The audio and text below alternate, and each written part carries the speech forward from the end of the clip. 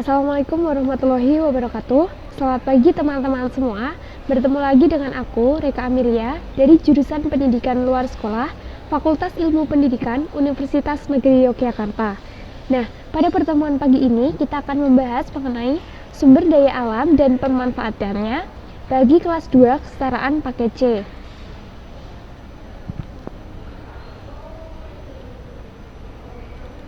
Nah, pokok bahasan pada pagi hari ini yaitu mengenai jenis sumber daya alam, permasalahan sumber daya alam hayati, nilai biologis, ekologis, ekonomis, dan sosial budaya sumber daya alam hayati. Jenis sumber daya alam. Jenis sumber daya alam dibagi menjadi berdasarkan sifat, berdasarkan potensi, dan berdasarkan jenisnya. Berdasarkan sifat, yaitu ada dua, dapat diperbaharui atau renewable resource dan tidak dapat diperbaharui atau unrenewable resource. Dapat diperbarui atau renewable resource adalah dikarenakan alam mampu untuk mengadakan pembentukan baru dengan waktu yang relatif cepat, dibagi menjadi dengan produksi dan dengan siklus. Untuk yang tidak dapat diperbarui, dikarenakan tidak adanya penambahan atau pembentukannya sangat lambat jika dibandingkan dengan umur manusia, dibagi menjadi tidak cepat habis dan cepat habis. Berdasarkan potensinya ada 4, yaitu ada sumber daya alam materi, sumber daya alam yang dimanfaatkan dalam bentuk fisiknya. Yang kedua adalah sumber daya alam energi, sumber daya alam yang dimanfaatkan dalam bentuk energinya. Yang ketiga yaitu adalah sumber daya alam ruang, sumber daya alam yang dimanfaatkan dalam bentuk ruang dan tempat hidup. Yang keempat yaitu ada sumber daya alam waktu, sumber daya alam yang dimanfaatkan dalam bentuk kurun waktu. Berdasarkan jenisnya ada 2, yaitu ada sumber daya alam non-hayati atau abiotik, merupakan sumber daya alam yang dalam bentuk benda-benda mati. Sumber daya alam ini disebut juga sumber daya alam fisik, contohnya seperti bahan tambang, tanah, air, dan kincir angin. Yang kedua mengenai sumber daya alam hayati. Sumber daya alam bentuk makhluk hidup yang dibagi menjadi sumber daya alam tumbuh-tumbuhan atau nabati dan sumber daya alam hewani. Contohnya yaitu hewan, tumbuhan, mikroba, dan manusia. Permasalahan sumber daya alam hayati. Sumber daya alam hayati semakin langka. Dalam pembudidayaan hewan, manusia memilih menyeleksi sifat-sifat yang baik sesuai dengan pertumbuhannya. Hewan dan tumbuhan yang tidak sesuai akan diabaikan bahkan dimusnahkan. Akibatnya, makhluk hidup yang diabaikan menjadi langka, sehingga jika tidak dilindungi, dikhawatirkan tumbuhan dan hewan ini akan punah. Contohnya yaitu adalah buah kapel, tenggulun, jeruk sambal, rusa kancil, dan tenggiling merupakan contoh tumbuhan dan hewan langka.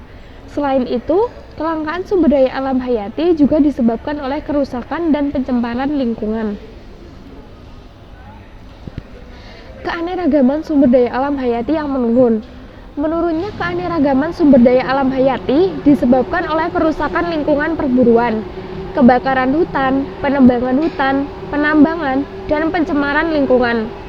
Pembudidayaan tanaman pertanian memerlukan insektisida untuk memberantas serangga.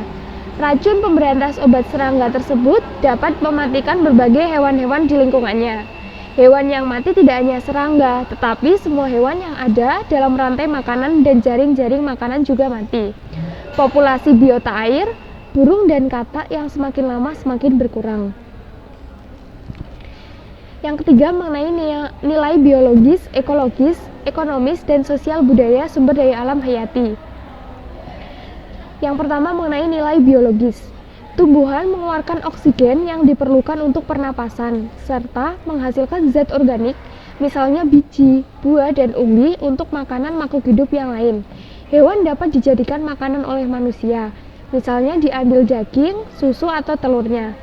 Jasa trenik diperlukan untuk mengubah bahan organik menjadi bahan anorganik. Jasa trenik seperti jamur dan bakteri tertentu digunakan untuk membuat tempe, kecap, roti, oncom, tapai, dan keju. Yang kedua mengenai nilai ekologis. Apabila salah satu komponen lingkungan terganggu, maka sistem lingkungan pun terganggu. Jadi, sumber daya alam hayati memiliki arti yang penting bagi kelestarian lingkungan. Oleh karena itu, kita memerlukan kelestarian sumber daya alam hayati untuk memelihara fungsi ekosistem. Contohnya, fungsi ekologi dari hutan hujan tropik. Yang ketiga, mengenai nilai ekonomis.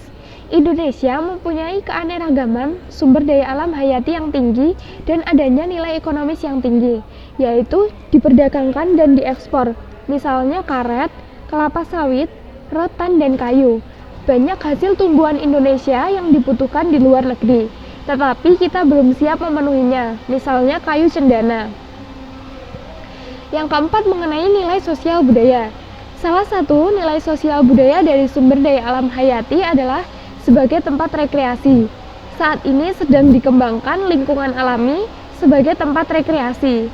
Hal ini dipicu oleh banyaknya orang yang ingin refreshing dari kesibukan kota untuk menikmati kesejukan alam. Nah, sekian pemaparan materi mengenai sumber daya alam dan pemanfaatannya pada pagi hari ini. Terima kasih. Wassalamualaikum warahmatullahi wabarakatuh.